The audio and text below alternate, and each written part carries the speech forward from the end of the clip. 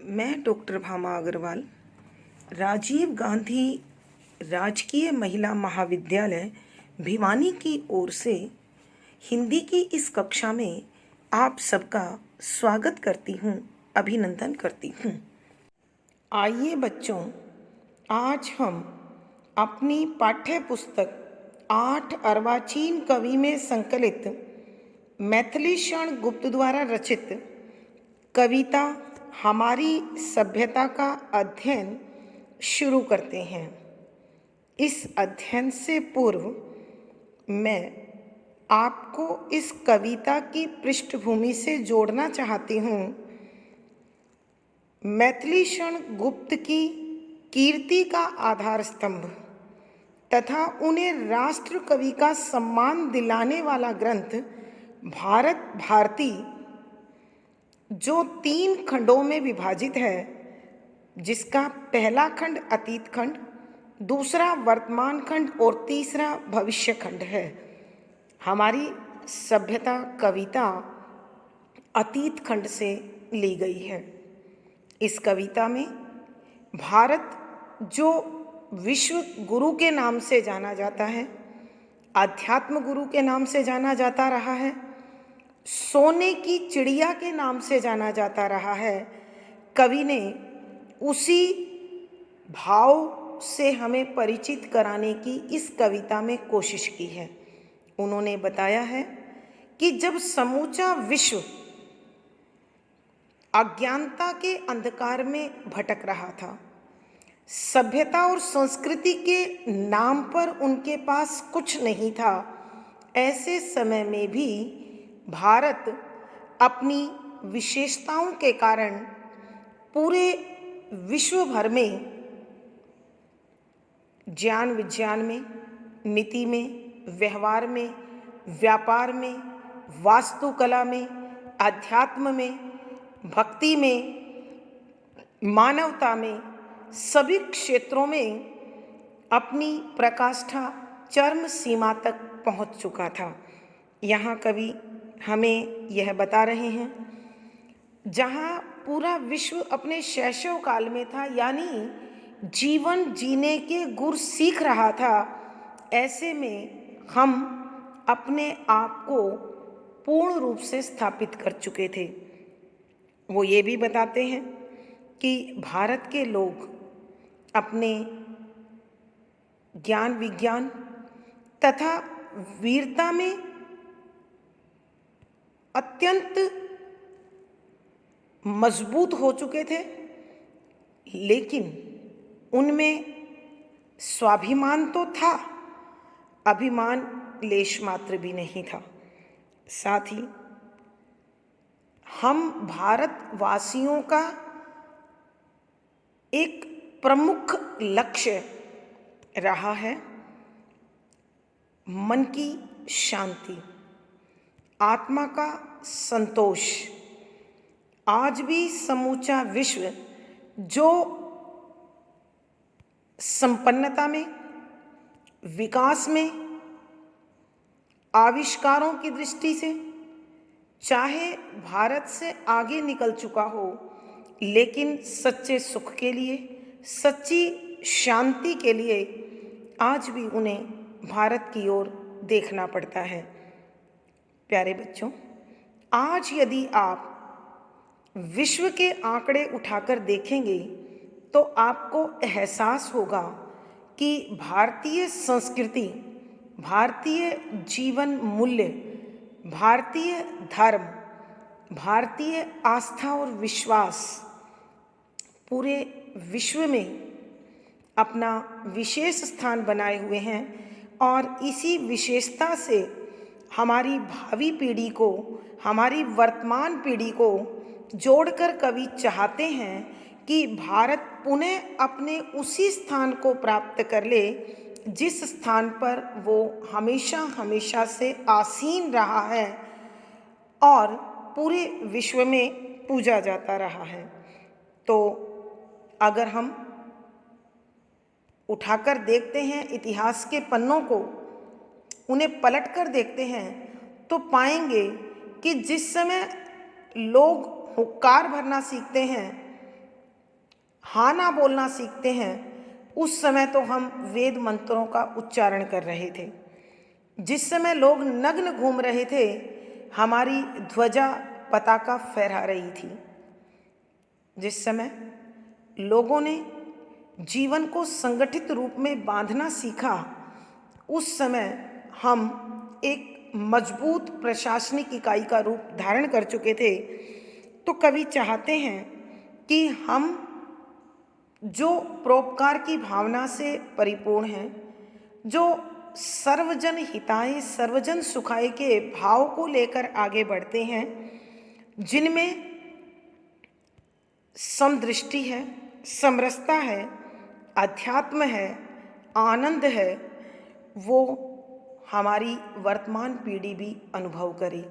इन्हीं भावों को लेकर यह रचना कवि ने हम लोगों तक पहुंचाई है और चाहते हैं कि हम उस महत्व को समझें, अपने आप को उस सांचे में ढालें जहां हम फिर विश्व की आँखों का तारा हों, श्रद्धा से वो हमें निहारें, भाव से हमें निहारें और हम अपने विशिष्ट गुणों से दोबारा संसार को लाभान्वित कर सकें, सुख दे सकें, आनंद दे सकें। पद संख्या 5। हम दूसरों के दुख को थे दुख अपना मानते, हम मानते कैसे नहीं जब ये सदा थे जानते। जो ईश करता है हमारा दूसरों का है वही, है कर्म भिन्न किंतु सब में तत्व समता हो रही। प्रस्तुत पद हमारी हिंदी की पाठ्य पुस्तक 8 अर्वाचीन कवि में संकलित मैथिली शरण गुप्त द्वारा रचित कविता हमारी सभ्यता से लिया गया है। संदर्भ: इस कविता में कवि हम भारतवासियों के अतीत गौरव का गुणगान करते हुए कहते हैं कि सरलार्थ। पहले शब्दों के अर्थ: हम भारतवासी। दूसरे सब जनों के दुख पीड़ा कष्ट, दुख वही पीड़ा कष्ट अपना खुद का समझते थे। और हम ऐसा क्यों नहीं समझते? क्योंकि हमारी मान्यता थी, हमारा यह तत्व जानकारी में था, जो ईश करता है हमारा। कर्ता माने बनाने वाला, पालन करने वाला, कार्यों को सिद्ध करने वाला। ईश भगवान कि जो परमपिता परमात्मा हमें बनाने वाला है, हमारा पालन करने वाला है, हमारी रक्षा करने वाला है, दूसरों का निर्माण भी उसी ने किया है। वही उनका पालन कर रहा है, वही उनकी देखभाल कर रहा है कर्म। कर्म माने कार्य, भिन्न माने अलग अलग, परंतु फिर भी सब में, संसार के सभी लोगों में, जीवों में तत्व, मूल तत्व यानी जीवात्मा समता, समान, बराबर है। अब सरलार देखें बच्चों कि कवि कहते हैं हम भारतवासी दूसरों के दुख को अपना ही दुख समझते थे, अर्थात दूसरे को दुखी देखकर हम स्वयं दुखी हो जाते थे। और कवि कहते हैं हम मानते कैसे नहीं, कि हम भारतवासी इस सत्य को स्वीकार कैसे नहीं करते, क्योंकि हमें यह सिखाया गया, समझाया गया, हमारे जीवन के व्रत में शामिल किया गया कि जो परमपिता परमात्मा हमारी देखभाल करता है, हमारा जन्मदाता है, हमें सुरक्षा प्रदान करता है, वही इस सारे संसार को चला रहा है। दूसरों के पालन का, जन्म देने का, रक्षा करने का जिम्मा या दायित्व भी उसी का है। बेशक हम इस संसार में आकर अलग अलग क्षेत्र में रहते हुए अलग अलग काम करके अपनी आजीविका कमाते हैं, अपना जीवन चलाते हैं, लेकिन प्रत्येक देह में, प्रत्येक शरीर में आत्मा जो तत्व है वो समान है, एक जैसा है, वहाँ कोई भिन्नता नहीं है। कवि के कहने का भावार्थ यह है कि जिस भाव से, जिस तत्व से, जिस कारण से मैं प्रसन्नता अनुभव करता या करती हूँ, संसार के अन्य जीवों के भाव भी उसी प्रकार के हैं। तो भला भिन्नता कैसे हो सकती है और क्या हो सकती है? कवि के कहने का भाव यह है कि इस संसार में बेशक मनुष्य अलग अलग शरीर धारण किए हुए हैं, लेकिन प्राण तत्व सब में समान हैं। विशेष यहाँ भारत के भूतकालीन गौरव को उद्घाटित किया गया है। शुद्ध साहित्यिक खड़ी बोली का प्रयोग है, शांत रस है, प्रसाद गुण है, हरि गीति का छंद है, गेय शैली है, अलंकार देखिए बच्चों, अनुप्रास है, कैसे प्रश्न है, उदाहरण है, तत्व समता में पदमैत्री है, यानी हम कह सकते हैं यहाँ अनुप्रास है, प्रश्न है, पदमैत्री है और संदेश आदि अलंकारों का सुंदर सटीक प्रयोग हुआ है। पद संख्या 6, संयम नियम पूर्वक प्रथम बल और विद्या प्राप्त की, होकर गृह फिर लोक की, कर्तव्य रीति समाप्त की, हम अंत में भव बंधनों को थे सदा को तोड़ते, आदर्श भावी सृष्टि हित थे मुक्ति पथ में जोड़ते।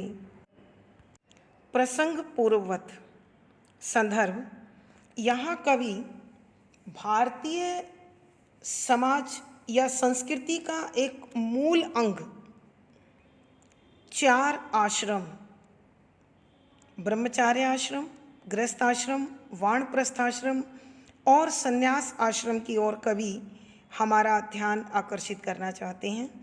उसी तत्व को स्पष्ट करते हुए कवि कहते हैं संयम यानी मर्यादा, नियम पूर्वक नियम के अनुसार, यानी सुबह से लेकर रात तक प्रत्येक पहर के अनुसार कार्य करना, प्रथम सबसे पहले बल ताकत और विद्या ज्ञान शिक्षा, गृहस्थ धर्म का पालन करना, लोक संसार की कर्तव्य कर्म पथ रीति परंपरा समाप्त की पूर्ण की, हम अंत में भव बंधनों को, कि जीवन का अंतिम पड़ाव अर्थात संन्यास आश्रम, भव बंधन संसार के बंधनों को सदा को तोड़ते, कि उन्हीं के लिए उन्हीं के ऊपर छोड़ देते थे, आदर्श भावी कि अपने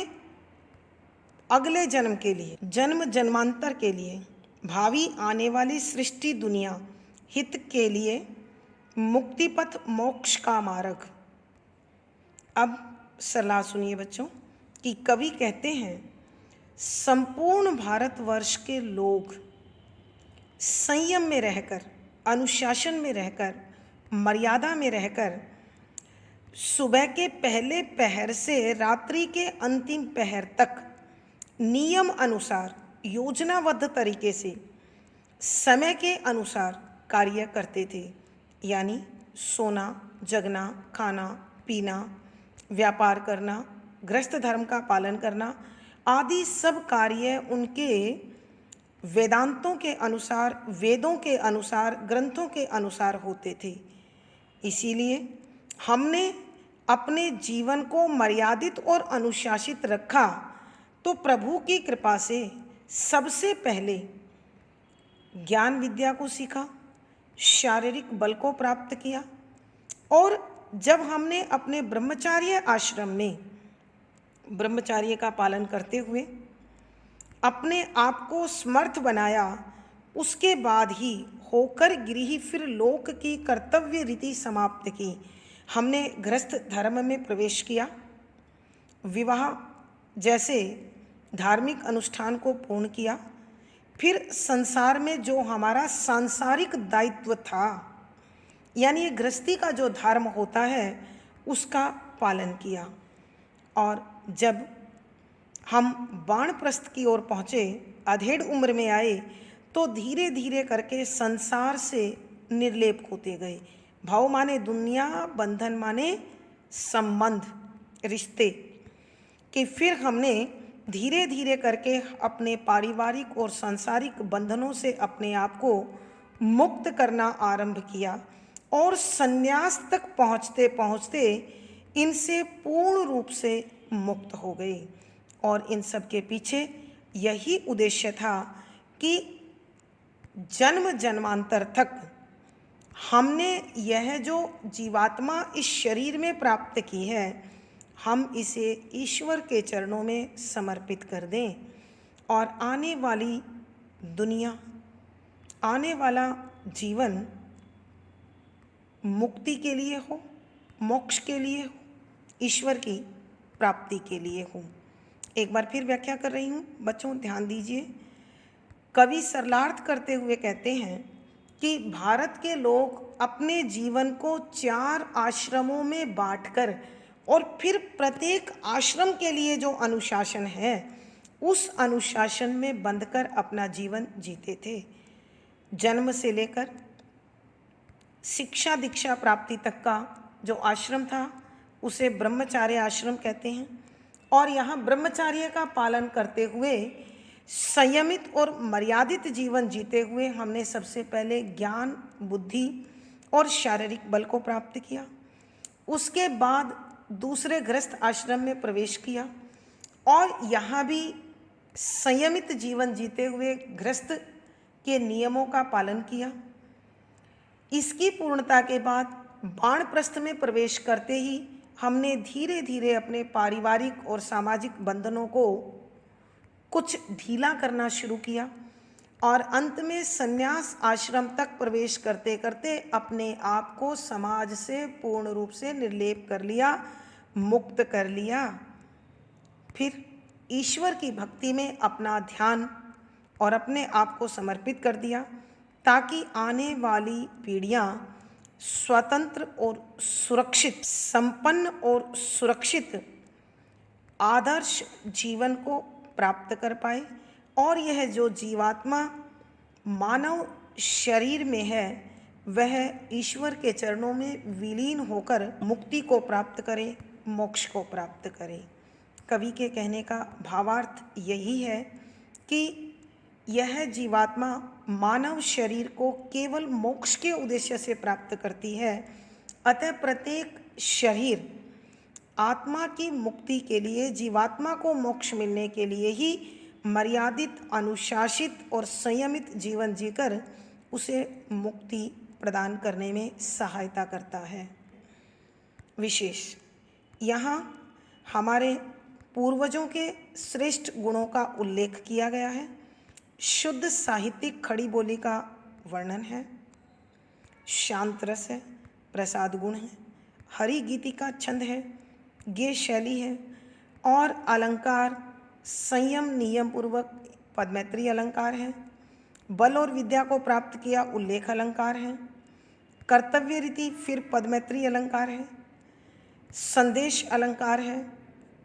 यहाँ इस पद में अनुप्रास, पदमैत्री, उल्लेख, संदेश आदि अलंकारों का सुंदर सटीक प्रयोग हुआ है। आज की कक्षा में बस इतना ही। अगली कक्षा में फिर मुलाकात होगी। आशा है आपको विषय पसंद भी आया होगा और समझ भी आ गया होगा। आप मुझे कमेंट बॉक्स में लिखकर बताएं। वीडियो को लाइक करें, शेयर करें और अपनी विषय वस्तु को समय पर प्राप्त करने के लिए चैनल सब्सक्राइब करें। धन्यवाद बच्चों। आपका जीवन और दिन सुखमय हो, मंगलमय हो, इसी शुभकामना के साथ धन्यवाद।